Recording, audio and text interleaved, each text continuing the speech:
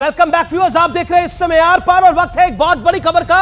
शफीकुर रहमान बर्क ने जिस दिन राम मंदिर के मूर्ति की प्राण प्रतिष्ठा हो रही है उसको काला दिन करार दिया है। 22 तारीख को लेकर एक बहुत बड़ा बयान दिया है।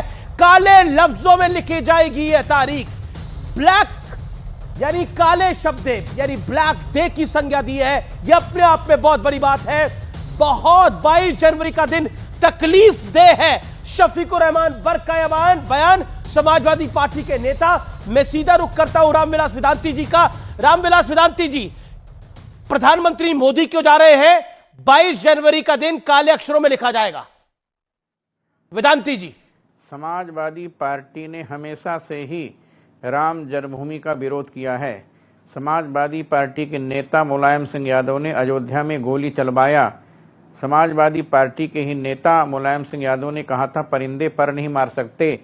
फिर भी हम लोग अयोध्या पहुंच करके मुलायम सिंह यादव के इस दावे को नकार दिए थे।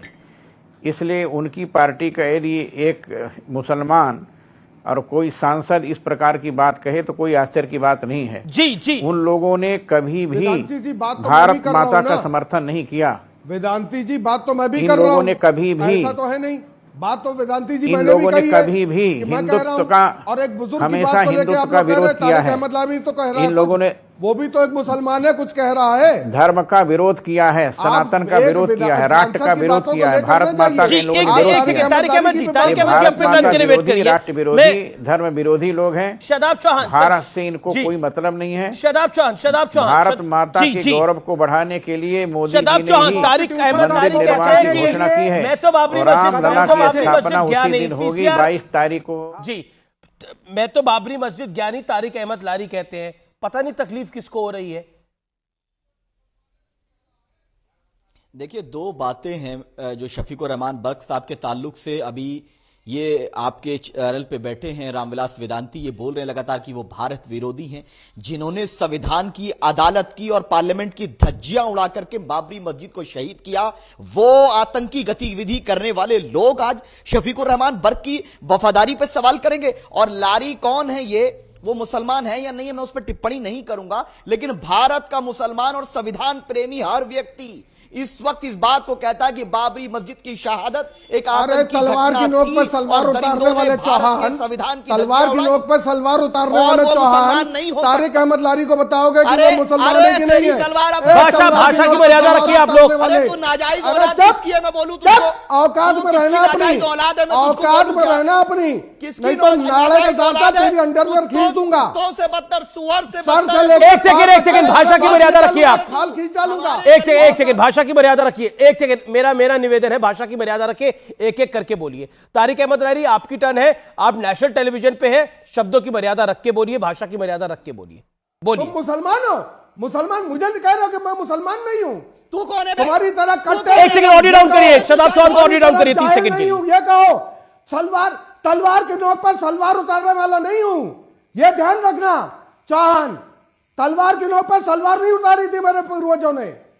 10 फुट से यही गिना दूंगा, तुम गिना पाओ? 10 फुट यही गिना दूंगा मुसलमान की, तुम गिना दो मान जाऊं। ठीक है, अब बदतमीज आदमी। मेरा निवेदन है, किसी के धर्म पे नाम कुछ बोले, किसी पे पर्सनल अटैक न करें। शादाब चौहान, अब आपकी बारी। एक सेकंड, यहाँ पे फतवा जारी करें। यहाँ पॉलिटिकल बातें हो रही हैं तो पॉलिटिकल बात करें। ठीक है, आपको किसी के धर्म पे बोलने का अधिकार नहीं है। शादाब, कौन किस धर्म में है कौन नहीं है उनका वो निजी मामला है। आप अपनी बात को रखिए। एक सेकंड, तारिक अहमद जी, आपने अपनी बात को रख लिया। शादाब चौहान, शादाब। आमिर जी, आपके चैनल पे मेरे परिवार के प्रति जो भाषा इस्तेमाल की है, यही अखिलेश यादव की मुसलमानों के प्रति संवेदना है। आज पूरा देश देख रहा है कि अगर एक मुसलमान बाबरी मस्जिद की बात करेगा तो इनके प्रवक्ता उसके परिवार को गाली देंगे। दो तुम्हें जितना गाली देना है, यह आपकी प्रेरणा हो सकती है। मुलायम सिंह यादव जी की क्या यही प्रेरणा है? अखिलेश जी, यही चाहते हो कि आप मुसलमानों को गाली दी जाए? हमारे वोटों की भीख पर मुख्यमंत्री बनोगे और आप गाली देंगे, शफीकुर रहमान बर्क को गाली देंगे। यह गाली शफीकुर रहमान बर्क को है, आजम खान को है, शादाब चौहान को नहीं। अरे आप, मैं तू मुझे बताता हूं तुझको, तेरी चौहानी उतार दूंगा। तेरी चौहानी उतार दूंगा तेरे सलवार की तरह। एक सेकंड, तेरी चौहानी उतार दूंगा सलवार की तरह। अरे एक सेकंड, आप दोनों को मुझे शांत करना पड़ेगा। देखिए ये तरीका ठीक नहीं है, जो भाषा की मर्यादा आप तार कर रहे हैं वो बिल्कुल तरीका ठीक नहीं है। मैं सुधांशु त्रिवेदी के पास आता हूं। सुधांशु त्रिवेदी, अगर स्वामी प्रसाद मौर्य ये सब कुछ कर रहे हैं, अगर स्टालिन ये सब कुछ कर रहे हैं, मैं स्वामी प्रसाद मौर्य तो उत्तर प्रदेश में उन पे कार्रवाई क्यों नहीं हो रही है? अगर शफीकुर रहमान बर्क के बयान इतने खराब है तो इन पे कार्रवाई क्यों नहीं हो रही है? देखिए, पहली बात, अभी शादाब चौहान के मुंह से यह निकल गया कि हमारे वोटों की भीख पर अखिलेश यादव सत्ता बनाते हैं। भाई ये तो बहुत आपत्तिजनक बयान है। एक तो मतलब वो ये कह रहे हैं जैसे कि कोई हमारे वोट, मतलब कौन, किसके वोट की भीख, और वो भीख दे रहे हैं। मुझे याद आता है अमीश जी, 1987 बोट क्लब पे ऐसे ही इमाम बुखारी ने कहा था, ए राजीव गांधी सुन लो, तुम्हारी माँ भी हमारे आगे झुक कर ही हुकूमत करती रही, अगर तुम्हें भी इस देश पे हुकूमत करनी है तो ऐसे ही करना होगा। अगर किसी को न याद हो, मैं बहुत बच्चा था, मगर कोई जाके चेक कर ले, अगले दिन पूरे उन्होंने जो शेर व शायरी बोली थी सब छपी थी बोट क्लब की रैली में। ये वही अहंकार था जो उस समय शहाबुद्दीन और इमाम बुखारी जैसे नेता बोलते थे, वही शादाब चौहान की बातों में झलक रहा है। इसलिए मैं तो ये कहना चाहूंगा, अब जो एक कहावत है संस्कृत में, गताशूनस्य अगताशूनस्य नान्यम शोच्यत पंडिता, अब जो गया उसे छोड़ने दीजिए, एक नई सुबह की तरफ आगे बढ़िए। और भगवान राम तो ये कहते हैं कि बैर न कर काहू सन कोई, राम प्रताप विषमता खोई, किसी से बैर नहीं है और सबसे विषमता को समाप्त करें और एक नए स्वरूप की तरफ आगे बढ़े।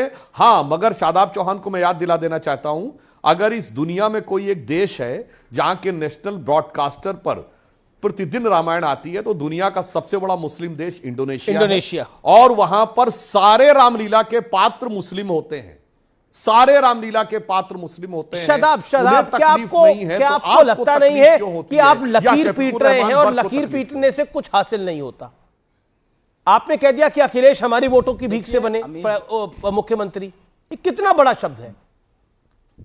अखिलेश यादव को हर वर्ग ने वोट दिया होगा तो वो मुख्यमंत्री बने ना। मैं ये बात दावे से कह रहा हूं कि नीतीश कुमार, लालू जी, ममता जी, अखिलेश यादव, राहुल गांधी हमारी वोटों की भीख पर सत्ता में पहुंचे हैं और वो हमारे से कटोरा लेके भीख मांगते हैं कि आप हमें वोट दो, नहीं तो सेकुलरिज्म खतरे में आ जाएगा। और हम भारत के हितों के सर्वोपरि रखकर उनको साथ देता है, लेकिन उन्होंने, सबने हमारे साथ गद्दारी की है। बीजेपी को हमने वोट नहीं दिया, लेकिन हमें आज इस हालत में किसने पहुंचाया? आज ना रोजगार है, मुसलमानों का सरकारी नौकरियों में कितना परसेंटेज है, किसने, कौन जिम्मेदार है?